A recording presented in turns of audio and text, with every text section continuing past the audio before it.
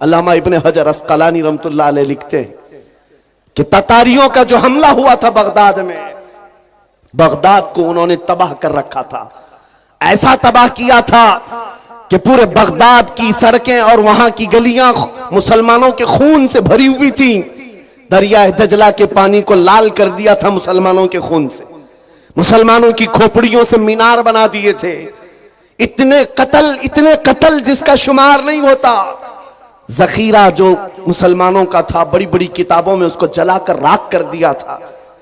एक वक्त ऐसा आया कि ततारियों का जो हाकिम था उसने कुछ उलमा को कैद करके गिरफ्तार करके अपने दरबार में मंगवाया जो मुसलमान बच्चे कच्चे थे। उन उलमा को बेड़ियां बांध करके जमीन पर औंधा लिटाया गया। आप पूछते हैं ना इन हालात में हमें क्या करना चाहिए। सुनिए मेरे अजीजों, हालात तो ऐसे हो गए थे बगदाद में कोई उनका पुरसाने हाल नहीं। आज लोग ये भी कह रहे हैं कि गज्जा के मुसलमानों का कोई पुरसाने हाल नहीं। क्या होगा क्या होगा।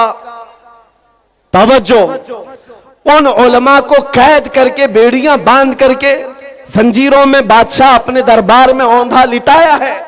और इतने ही पर बस नहीं, एक जर खरीद ईसाई पादरी दरबार में लाया गया है। उसको नजराना सिर्फ इस बात का दिया जा रहा है कि वो रसूलुल्लाह की शान में गालियां दे, हुजूर की शान में गालियां दे, इन मुसलमानों के दिलों को जलाए। हर जमाने में दुनिया ये जानती है मुसलमान कत्ल से उतना डरता नहीं है जितना रसूल पाक की इज्जत पर कोई उंगली उठाता है तो उसे तकलीफ होती है। और है यह हकीकत है। हमारे बहुत सारे जुल्म सितम हम बर्दाश्त कर लेते हैं लेकिन नबी पाक की शान में अदना तौहीन बर्दाश्त नहीं होती। उस जालिम ने एक ईसाई पादरी को दरबार में बुलाया और कहा इनके नबी की शान में गालियां देते रहो, तुम पर पैसे लुटाए जाएंगे। और वो गालियां देने लगा। कौन है वहां पर जो हिफाजत करे मेरे नबी के नाम की इज्जत? कौन है, कौन हिफाजत करेगा? जो उलमा थे वो तो जंजीरों पे कैद हैं। कौन है? अल्लाह करीम जब चाहे जैसे चाहे हिफाजत करता है।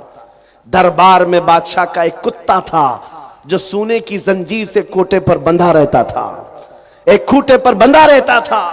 जैसे ही वो पादरी गालियां देने लगा वहीं से कुत्ता भौंकने लगा, जोर जोर से भौंकने लगा। दरबारियों ने कहा कि तेरा बयान शायद कुत्ते को अच्छा नहीं लग रहा है इसलिए कुत्ता भौंक रहा है। ईसाई पादरी ने कहा वो तो जानवर है, मेरा बयान क्या समझेगा। दूसरी बार गालियां देने लगा, कुत्ता फिर भौंकने लगा। फिर लोगों ने कहा तेरे बयान पर ही कुत्ता भौंक रहा है।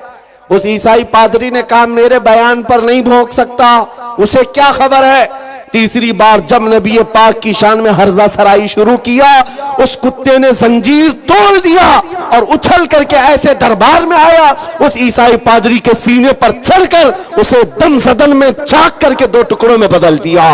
उस कुत्ते की हैबत ऐसी तारी थी पूरे दरबार में सिपाही से लेकर बादशाह तक हर आदमी खड़ा रह गया और कुत्ते को देखने की भी ताब नहीं थी। ऐसा लगता था कोई शेर बबर आया हुआ है। उस कुत्ते की हैबत से लोग डरे हुए थे। और तारीख में यह लिखा है जिन्होंने हमारी खोपड़ियों से मीनार बनाया था, जिन्होंने बगदाद को हमारे खून से नहलाया था, उसी ततारियों के दरबार में एक दो नहीं 10,000 ततारियों ने कलमा पढ़कर इस्लाम कबूल कर लिया। सुभान अल्लाह, सुभान अल्लाह, सुभान अल्लाह, सुभान अल्लाह। जब रब तबारक व तआला नामों से रिसालत की हिफाजत फरमाता है तो वो कुत्तों के जरिए से भी काम लेता है। ये बात याद रखो। और दुनिया को भी मैं ये बताता हूं, हमें कैद कर देने से या हमें फांसी दे देने से इस्लाम का खात्मा नहीं होगा। कुछ लोग ये समझते होंगे, आपको पता है तारीख में जब मुरादाबाद में किफायत अली काफी रहमतुल्लाह ताला अलैह को फांसी पर चढ़ाया गया था, अंग्रेज 8 दिन तक जश्न मना रहे थे। एक ऐसे मौलवी को हमने फांसी पर चढ़ाया है जिसकी जुबान चलती थी तो हजारों लोग उसे सुनते थे और पूरे लोगों में उसका एक रौब था। हमने उस मौलवी को खत्म कर दिया। मुसलमानों में एक खौफ पैदा हो जाएगा, डर पैदा हो जाएगा। अंग्रेज 8 दिन जश्न मनाए होंगे, लेकिन उन्हें खुदाई कानून मालूम नहीं। मुरादाबाद में फांसी पर चढ़ा रहे एक आशिक रसूल को, और परवरदिगार आलम उसी मुरादाबाद के पड़ोस शहर बरेली में इमाम अहमद रजा को पैदा कर रहा है। वो ऐसा आशिक रसूल पैदा किया, जब वो जवान हुआ तो सिर्फ कलम से नहीं, सिर्फ जुबान से नहीं, बल्कि पूरी तहरीक छेड़ दी। और आज हालत ये है, अंग्रेज एक आशिक रसूल को फांसी पर चढ़ाकर ये समझते थे कि इश्क रसूल का खात्मा हो गया। नहीं, मुमकिन नहीं है। बरेली की जुबान फिर चली है तो ऐसे चली, खित्ता खित्ता आज बोलता है, डाल दी कल्ब में अजमत मुस्तफा। सैयदी आला हजरत पे लाखों सलाम।